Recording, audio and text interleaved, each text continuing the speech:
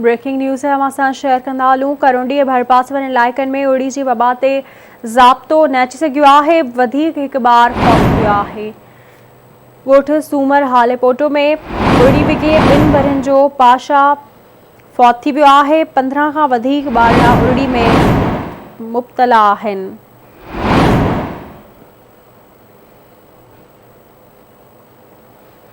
ख़बर शेयर कंदा हलूं। करोंडी ऐं भरपासे वारनि इलाइक़नि में उड़ी जी वबा ते ज़ाब्तो न आयो आहे। वधीक हिकु ॿार फौत थी वियो आहे।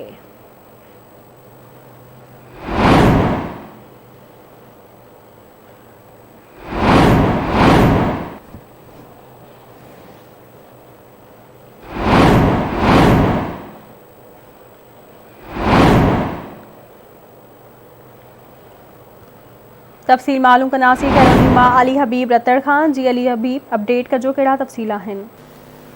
बिल्कुल तव्हांखे ॿुधायां त अकड़ी चौदगी जे भर में ॻोठ आहे सूमर हालेपोटो, जिते उड़ी जा हानिया जेके आहिनि उहे जारी आहिनि।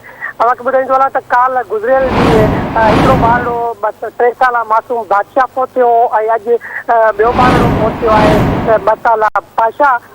ये मारवाड़ी बिरादरी जो ख़ानदान है जैमें उड़ीअ जी वबा फैलिजी वही है।